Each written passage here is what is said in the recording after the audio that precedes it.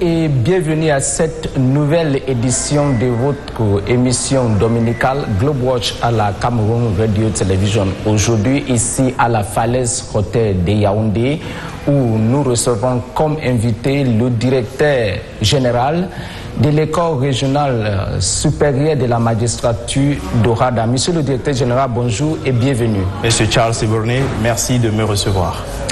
L'Organisation pour l'harmonisation en Afrique du droit des affaires a été créée en 1993. Plus de 30 ans après, est-ce que les missions restent les mêmes? Les missions restent essentiellement les mêmes puisque le traité que les pères fondateurs ont signé par le biais des 17 États membres demeure avec le même contenu, donc les attributions sont identiques.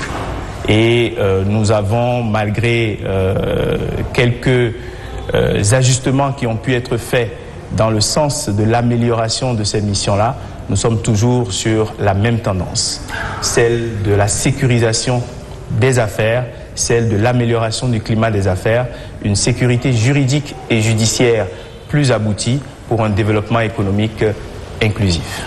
Vous avez parlé de 17 pays, essentiellement les pays francophones en Afrique, mais vous êtes également ouvert à d'autres pays dans le monde. Et vous avez parlé des mutations, je parle par exemple des réformes de 2002, les réformes de 2000, les réformes de 1997. Lorsque vous parlez de la sécurisation, de la sécurité judiciaire des affaires en Afrique, et dans la zone concernée, qu'est-ce que vous parlez concrètement? Alors, il s'agit déjà de remercier, puisque à la création, les 17 États ne sont pas que francophones. Il y a le Cameroun, le grand pays continent qui est bilingue, qui reçoit d'ailleurs le secrétariat permanent de l'OADA depuis la création de cette organisation. Il y a également la Guinée-Bissau qui est portugaise et il y a la Guinée équatoriale qui est espagnole. Cela dit, nous avons les missions qui, en matière de sécurisation, comme vous le dites, consistent à harmoniser le droit des affaires dans actuellement 11 matières. Je ne voudrais pas les citer toutes au complet, mais le droit commercial général, les sûretés, les procédures collectives, les sociétés, la comptabilité et j'en passe, qui visent à avoir un droit uniforme, applicable dans les 17 États de manière directe, parce que les États ont accepté d'abdiquer une partie de leur souveraineté dans ces matières-là. Et donc l'objectif est, en ayant un droit harmonisé, de réussir à, par cette attractivité, par cette modernité et par cette simplification du droit, permettre que les flux économiques, les opérations économiques soient améliorées dans les 17 États et ainsi promouvoir et accroître également les investissements au sein des 17 États en question. Voilà l'objectif essentiel. Parmi les innovations et les réformes opérées il y a 3 décennies, il y a ce que vous appelez communément l'acte uniforme OADA. Quelle est la centralité de cette réforme dans la modernisation d'OADA? Je vous remercie parce que l'acte uniforme, comme vous le dites, il y en a 11. C'est actuellement le modèle qu'a utilisé l'OADA, qui est un modèle unique au monde, qui est envié par les différentes organisations sœurs des autres continents. Ce modèle unique permet justement d'avoir un texte qui est élaboré par un ensemble de ministres de la Justice et de ministres des Finances des 17 États, avec en appui les commissions nationales OADA et commissions nationales qui donnent des avis sur les textes. Et lorsque ces textes sont adoptés par le Conseil des ministres de la Justice et des Finances des 17 États, après un avis de la Cour commune de justice et d'arbitrage, cet acte uniforme est directement applicable dans les États après avoir été publié au journal officiel. Donc c'est un instrument juridique unique qui permet aujourd'hui, dans les différentes matières que je viens d'évoquer, de pouvoir avoir un droit unique, appliqué de manière directe et effective par toutes les juridictions et les acteurs de l'écosystème juridique et judiciaire de nos 17 États, incluant le Cameroun. Lorsque les pères fondateurs décident d'avoir l'Organisation pour l'harmonisation en Afrique des droits des affaires en 1993, c'était un contexte où l'investissement dans ou sur le continent était extrêmement faible, en français facile, la sécurité judiciaire, la crédibilité des investissements n'était pas assurée. Est-ce qu'aujourd'hui, au regard des années écoulées, vous pouvez dire Ouada peut se féliciter d'avoir contribué à la sécurisation des données à ces États membres, la sécurité judiciaire pour les investisseurs? Monsieur Charles Ebouné, merci pour la question parce qu'il n'y a aucun doute aujourd'hui sur la portée économique des actes uniformes et l'impact économique de l'Organisation pour l'harmonisation en Afrique du droit des affaires sur justement le tissu économique et l'accroissement des investissements directs étrangers ainsi que toutes les opérations du secteur.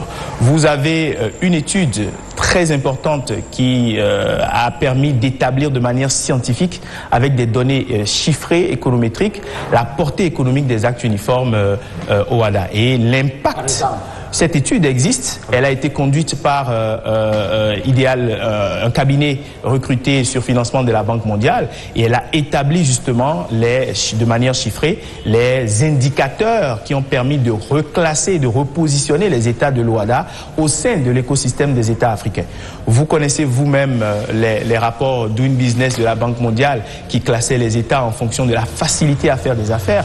Et l'harmonisation du droit des affaires dans les 17 États a permis à de nombreux États de quitter les bas rangs des classements internationaux pour remonter dans la facilité à faire des affaires parce qu'on pouvait créer une entreprise très facilement, on pouvait faire des affaires en ayant des garanties de manière plus facile, on pouvait régler en amont, prévenir et traiter les difficultés des entreprises de manière plus facile.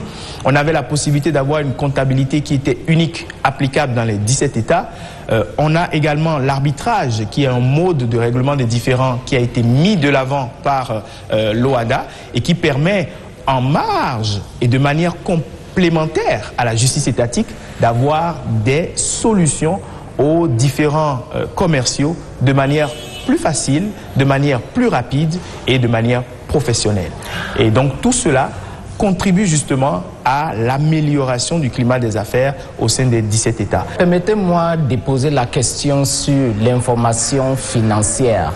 Et vous avez évoqué les champs dont vous êtes intéressé, le droit commercial général, l'arbitrage, la médiation, ainsi de suite. Je reviens sur le droit du commerce. Est-ce que le commerçant ordinaire qui est dans le marché de Porto-Novo à Bénin, à Abidjan, à Mokolo à Yaoundé ou bien à Kinshasa en République démocratique du Congo, lui, il sent l'impact de vos activités? Tout à fait. Je disais en amont à un autre de vos confrères qui traitait de l'informel et de son impact dans le cadre des activités que nous sommes venus mener ici en République du Cameroun. Je lui disais que le commerçant de l'informel a eu des mécanismes qui ont été mis en place par le législateur de l'OHADA pour lui permettre justement de mieux faire ses affaires et de manière plus simple. Nous avons par exemple dans le droit commercial général le statut de l'entreprenant, qui est un statut qui permet de pouvoir se déclarer simplement, sans contrainte administrative, de pouvoir faire cette déclaration et de bénéficier de facilités fiscales, de facilités sociales pour pouvoir faire des affaires. Donc le commerçant de l'informel a tout un écosystème que l'OHADA a prévu pour permettre d'encadrer ces opérations de manière légale.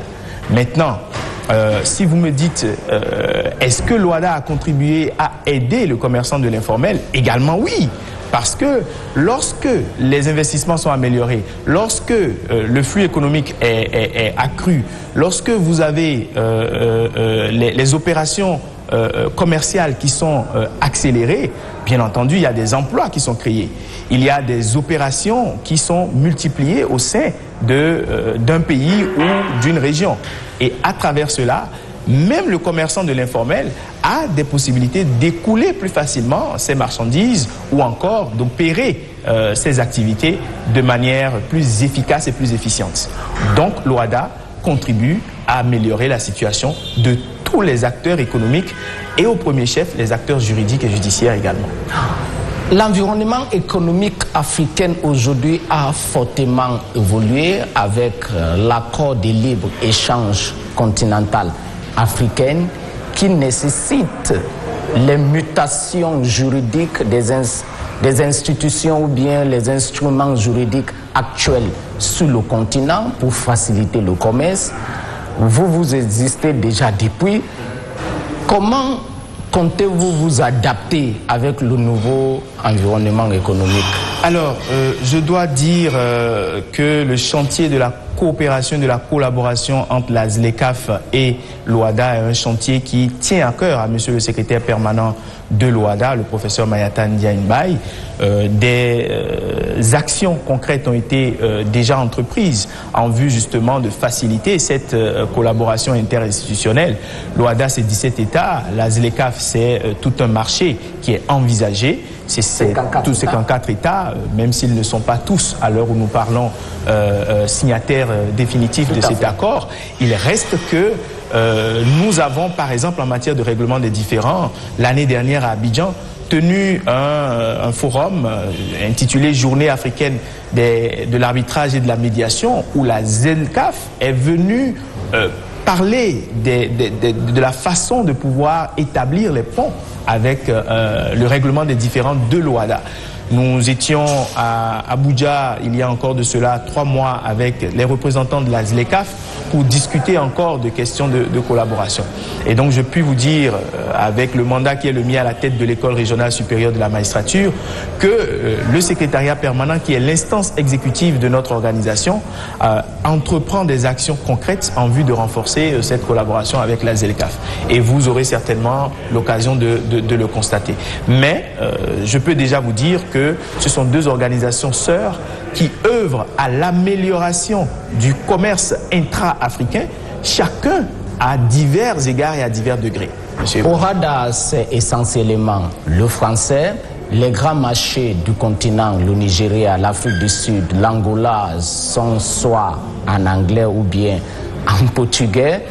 Vous êtes complètement envahi ou bien encerclé par le common law. Est-ce que je constate que maintenant l'anglais fait partie des langues officielles? Pas seulement. D'opération, pas simplement. Ça fait partie de l'intégration? Alors, déjà, il faut rappeler que l'OHADA a 4 langues officielles. Et vous avez évoqué le français, vous avez évoqué l'anglais, et je vous en sais gré, mais il y a également le portugais et l'espagnol. Je voudrais donc rappeler cela et dire ensuite que nous ne sommes pas envahis. Nous sommes dans un marché interconnecté. Et le droit OHADA... Les documents sont multilingues. Tout à fait. Nous avons eu une conférence, peut-être que nous reviendrons là-dessus, le FIPROD, où nous avions des juristes traducteurs qui étaient disponibles pour traduire, et ça a été, on a eu des conférenciers qui parlaient en anglais et les gens qui ne comprenaient pas l'anglais écoutaient en français. On a le portugais et l'espagnol qui sont effectifs dans les travaux de l'OHADA. Et les textes de l'OHADA sont effectivement traduits dans les 4 langues et c'est une réalité aujourd'hui. Mais pour revenir à la question de nos confrères et acteurs de common law, l'OHADA, c'est un système de droit des affaires qui n'est pas exclusif des principes qui s'appliquent en matière de commerce et de business au Nigeria, au Ghana, en Afrique du Sud.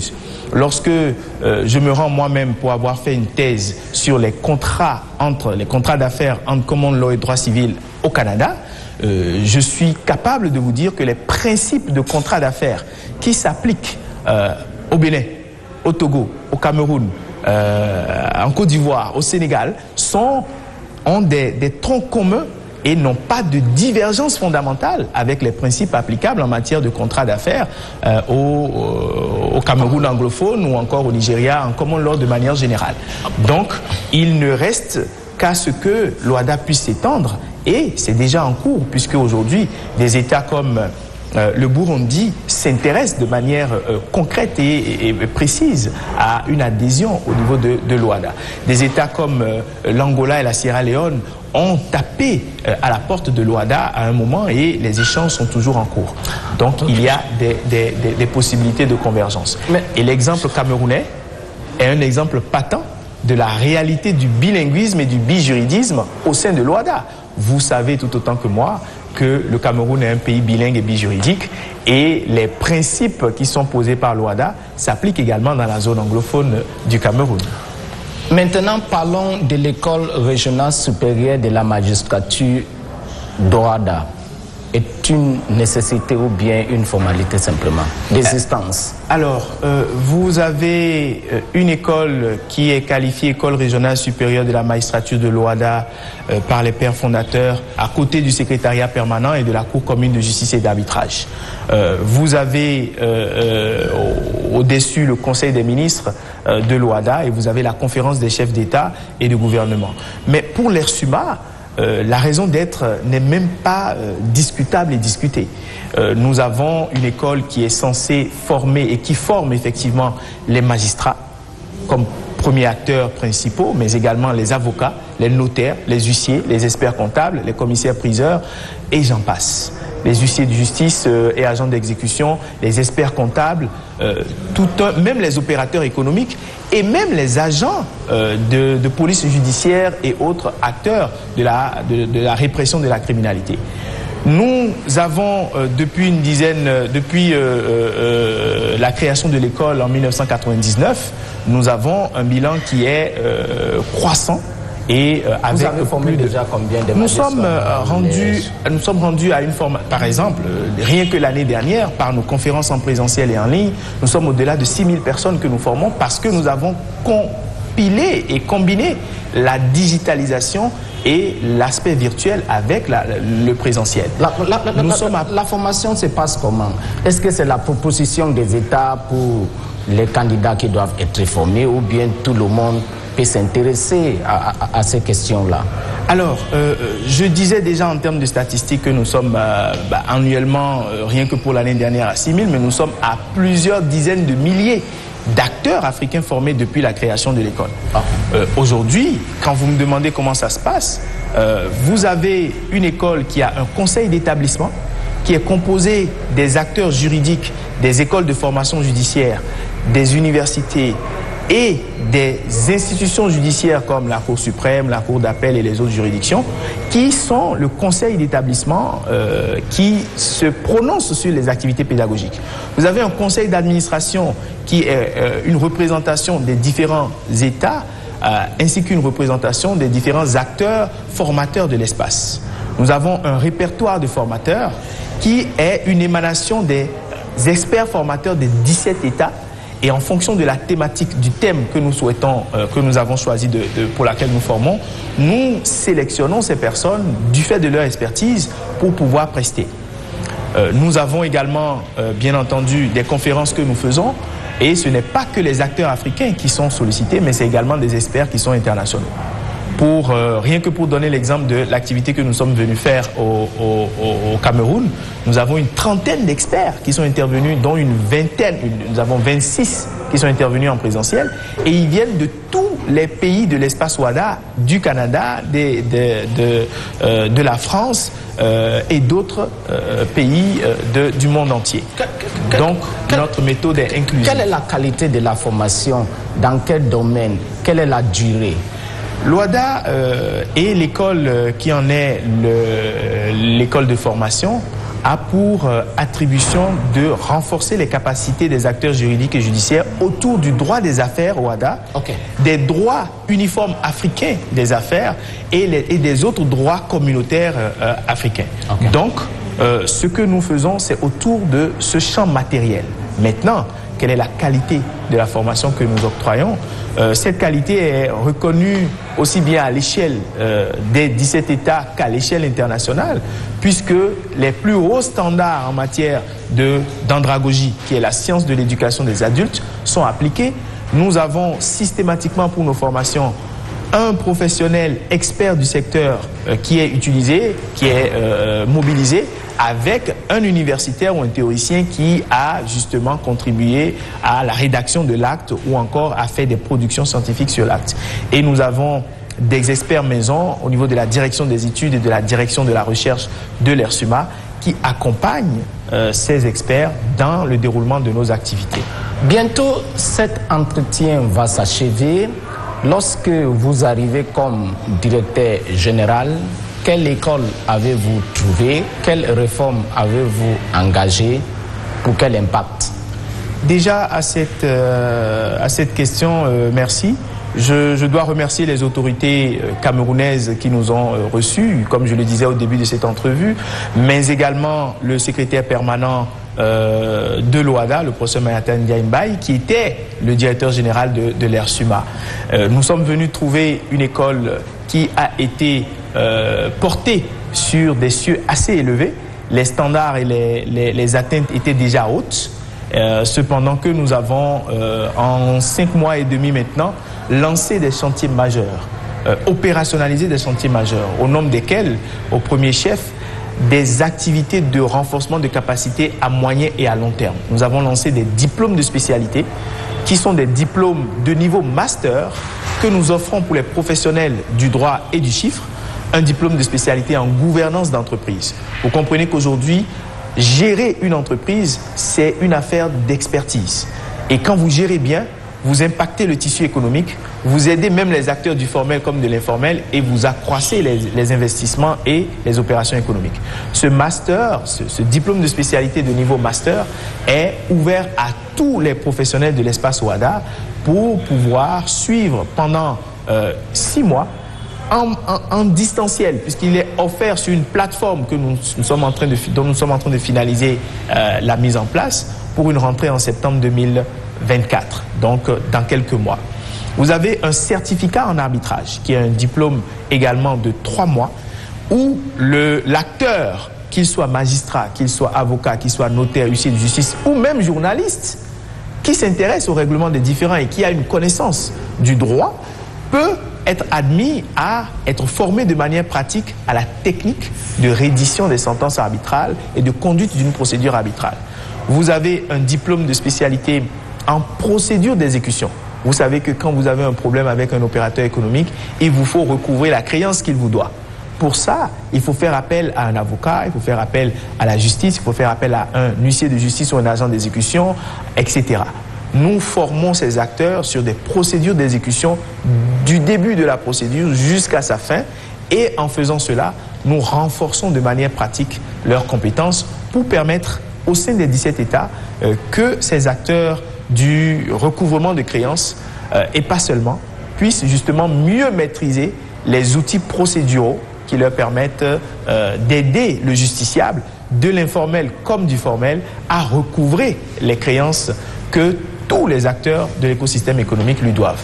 Qu'il s'agisse d'un État qui doit à un opérateur ou encore à un opérateur qui doit à un autre opérateur ou une société ou un investisseur, ces formations que nous avons lancées, qui sont des formations pratiques diplômantes, permettent à ces acteurs d'avoir un diplôme qui les aide aussi dans la progression de leur carrière. C'était un besoin qui a été identifié depuis que nous étions toujours à l'ERSUMA et que nous avons mis en œuvre dès les 30 premiers jours de notre direction générale. Let's end the interview in another language of the Okada community, English. By the time the intergovernmental organization started in the 1990s, basically to handle business activities on the continent for 17 countries, digital or e-commerce was largely absent. And you just talked about the digitalization of your training courses. How much are you investing today as a school, as a structure, to train people on how to regulate or handle digital commerce litigations?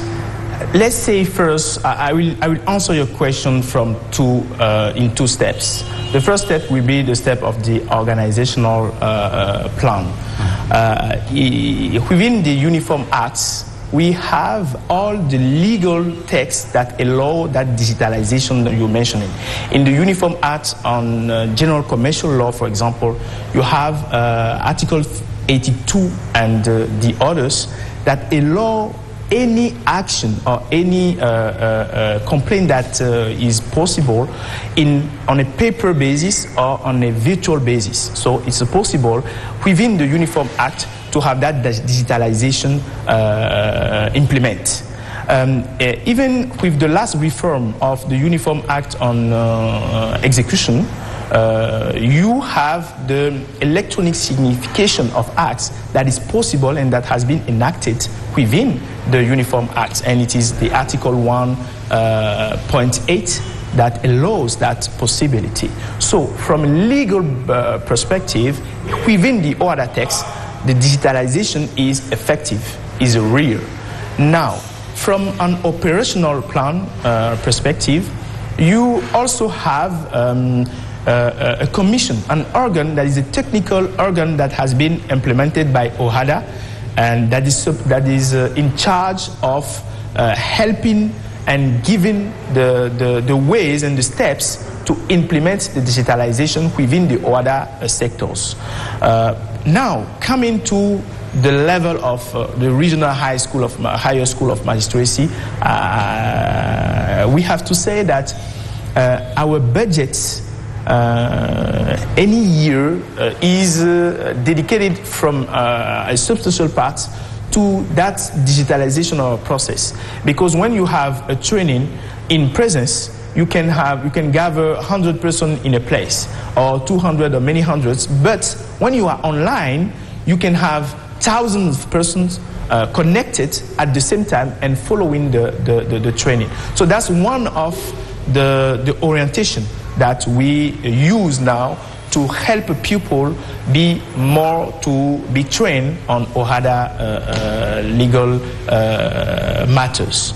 I have also to add that the platform that we are building right now is built on the budget of OHADA. We don't have any partners right now for helping us build that platform. It's because we know the importance of digitalization within the process and within these years after more than 30 years of that organization we are working for.